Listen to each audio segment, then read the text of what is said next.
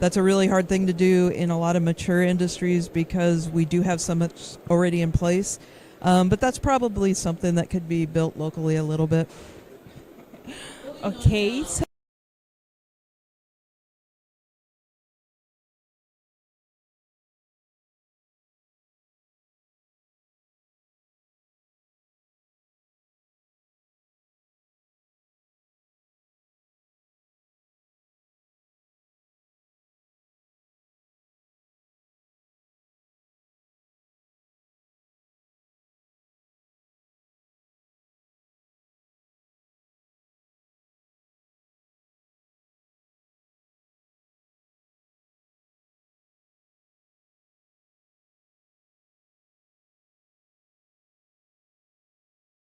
We need to make sure that we are understanding the basics and make sure that what's coming out of those tools is realistic. realistic. So it makes the work better and efficient. Absolutely.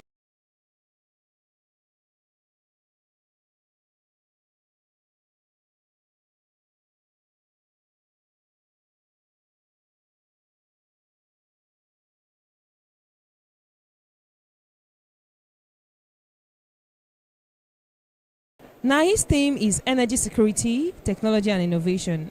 How should Nigeria, frame its oil and gas story to attract capital, technology, and partnerships, and still retain energy sovereignty? So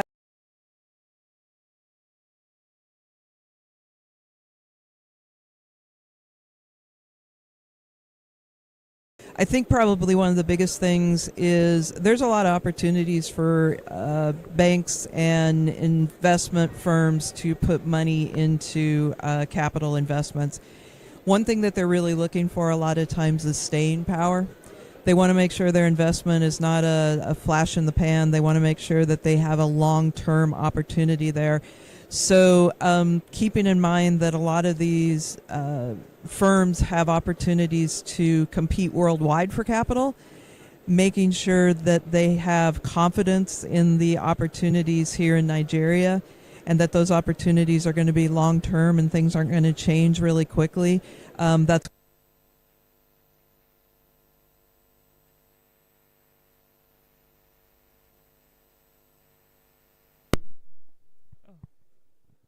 okay. I think I'm good now. Okay. Yeah. Okay.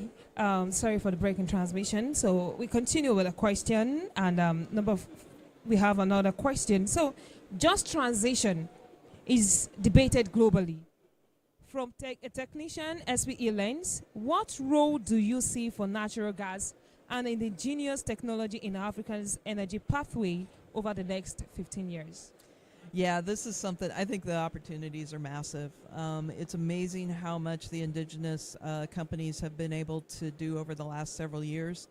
And there's this balance that keeping the IOCs to help with developing the big projects, the really capital intensive projects, but the indigenous companies and those opportunities are just amazing, and I think that's really kind of exciting and something that's exciting now, but definitely into the foreseeable future. In the next 15 years. Absolutely. Okay, so what are the 2-3 technologies XBE is saying, scale fattest globally that Nigerian operations should be plotting right now?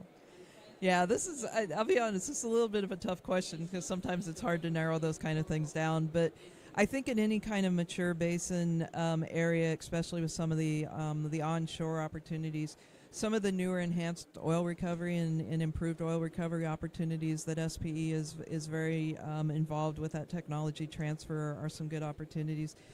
I think also the integrated digital solutions and how SP works with a lot of sister societies, but also internally with some of our technical sections to look at digital solutions like the data analytics we talked about earlier and AI. I think that's something that SP's really had some good opportunities and some technology transfer between regions. Yeah. Okay, so moving to leadership, talent, and women in energy. So to everyone listening to us right now, most especially the women, please pay attention to this. So you lead 115,000 members globally, Society of Volunteers. What is the hardest part of leading technical professionals who don't report to you? And what can NOCs and IOCs learn from that media? Yeah, so we are a massive membership-based organization, and we are based on volunteerism. And so people volunteering to SPE is key. But I think also you want to volunteer, but you also want to give back or to get back.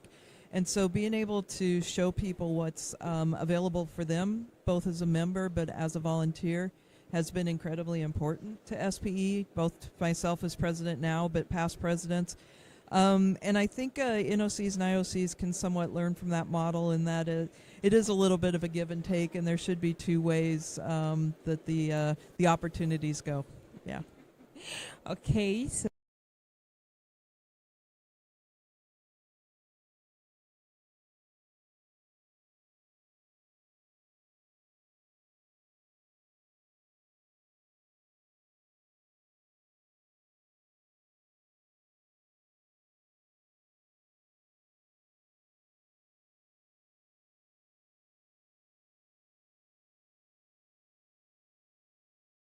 Now call it diversity and inclusion opportunities, and mainly because we want to make sure that it's focused on the need for all different backgrounds to come into SPE and into the industry, because hearing all those different voices makes us a stronger industry over time.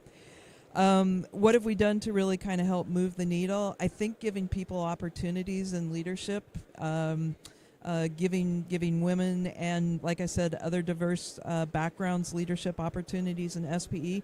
They might not necessarily get them in their companies, but if we can help them with that through the society, it's good training for them also. okay, thank you so very much. So we have a talent drain. Many Nigerian engineers are leaving. What is SPE doing globally to keep young talent in energy? And what advice do you have for SPE student chapter in Nigeria? Yeah.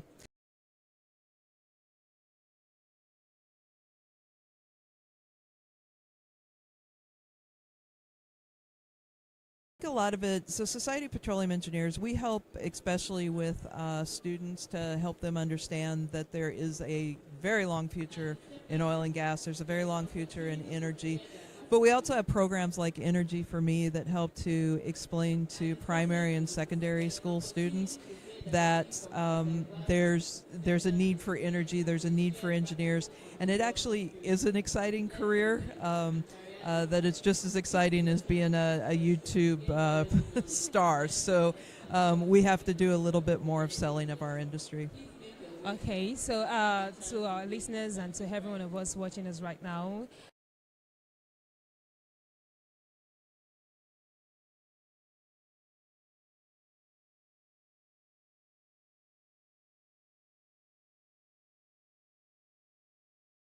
next, in technical committees and on rigs, what is it a tactic you have seen work to move from diversity talk to real decision-making power for women?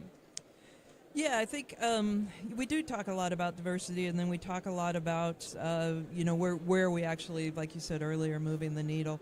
I think where I've seen it really happen is giving people a chance, giving somebody that opportunity to make that impact. And I've seen that both in my industry career, I've seen that in my academic career, I've seen that in my SPE career. So we can't just talk about it, we have to actually do it, and we need to make sure that those people have those opportunities. Wow. Okay, so moving to the closing. What is one thing Nigerians does better than anywhere else in energy that we don't celebrate enough globally? We're sitting in it. This conference is amazing. This conference is probably the most energetic, well-attended, focused conference that I've seen, and in a lot of places I've been around the world. And I think what it is I'm trying to put my finger on it because I'd like to bottle it and take it with me. But I think it's because everybody is here. You've got the service companies, you've got the operators, you've got the big companies, you've got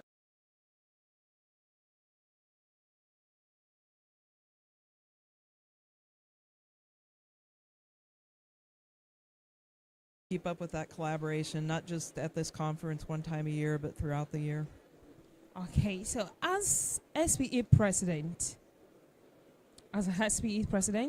what is your one ask of Nigerian government, IOCs, and investors to unlock the next decade of energy growth?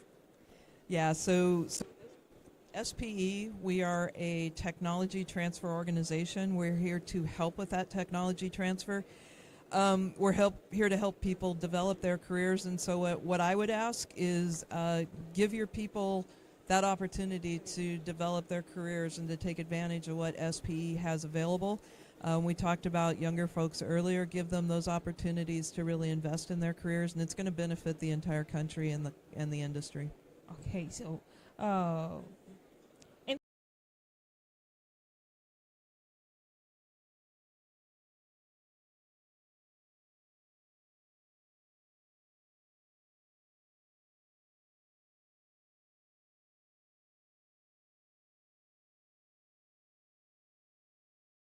We need more of it. World population's going up, standard of living's going up, the need for data centers is going up. We are going to need more energy. This continent is probably going to need more energy differential than any other continent on the world. For the young people in the room, you're going to have a very long-term career in this industry and a lot of opportunities. It's an exciting one. Don't think it's dying. It's here to stay, and we need your help. all right.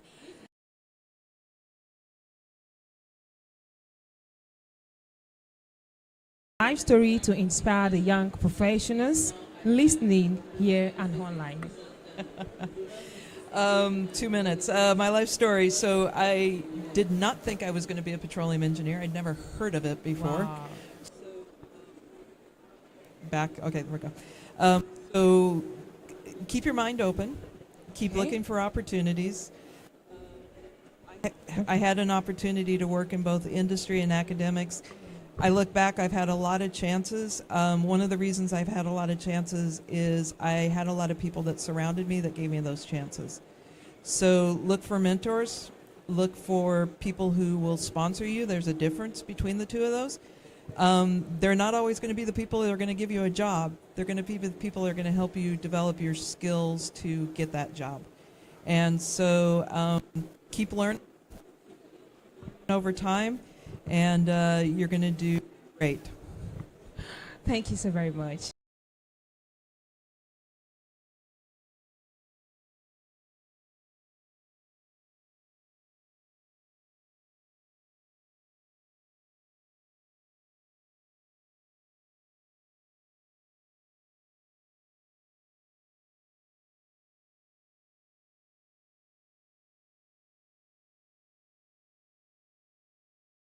Or those of us joining online, any question? Okay, we're going to take just 2 questions because we're running out of time from the power shortage. I'll have one. Any other person? Question? Okay, let's do you then, please.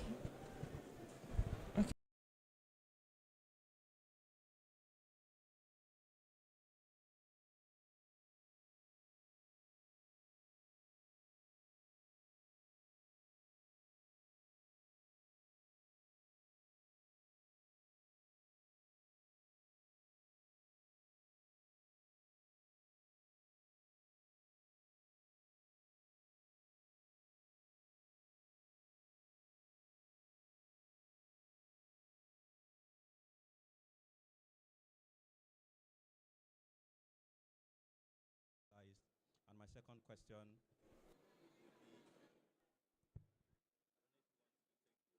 I don't know if you want to take both at once or, okay.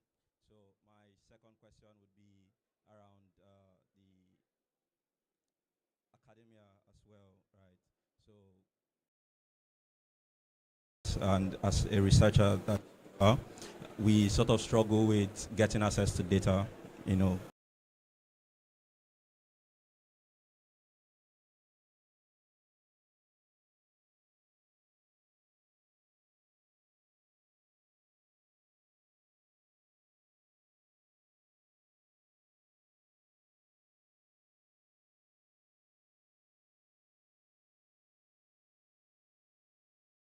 the first one, a lot of what you see success-wise between industry and academics in the West is we speak on a pretty regular basis. And so most of the universities will have industry advisory boards that not only help them drive research direction, but it also drives curriculum. It makes sure that we're staying up to speed on what is needed by industry at that point in time.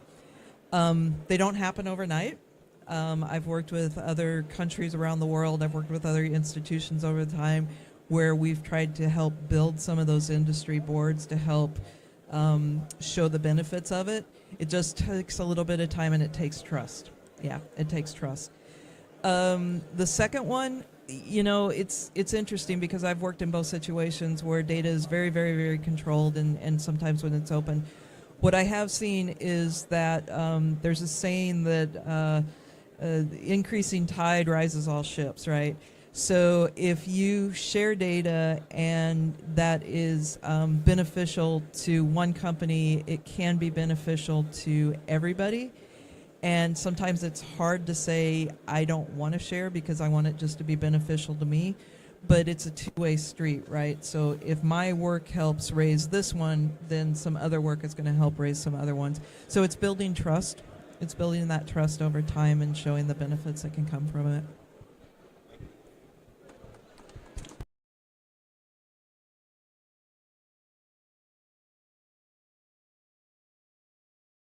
Appreciate. So at this time, I'm going to call. Okay. All right, let's just take one more, especially Sure. from a Yeah, that's female fine. this time around. Absolutely. Okay, thank you so much.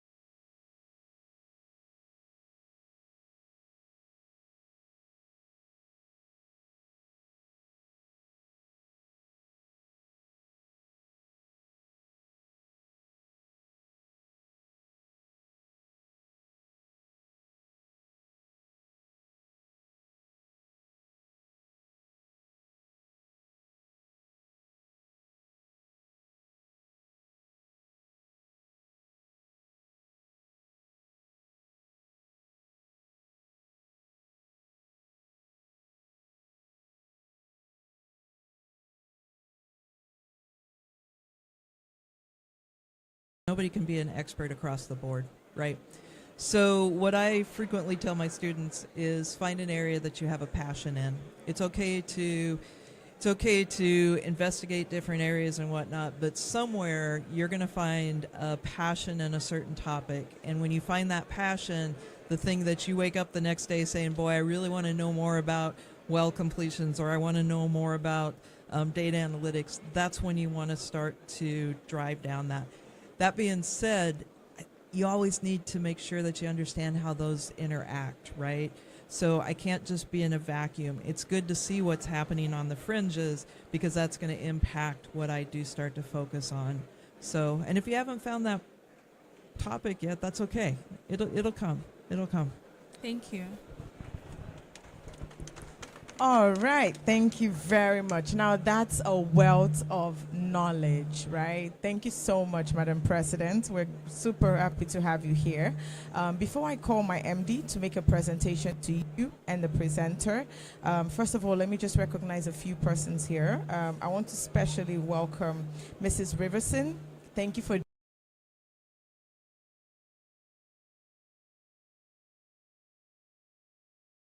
your presence. Thank you so much. And then we also have in our midst Dr. Kingsley Idedewo, the manager, Delta Factor from Zenergy. Please do greet the house, sir.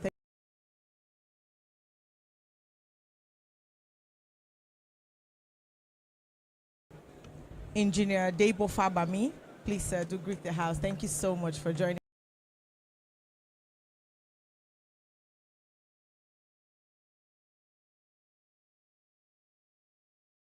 Call on our amazing MD. I expect all the Oida associates to give a serious round.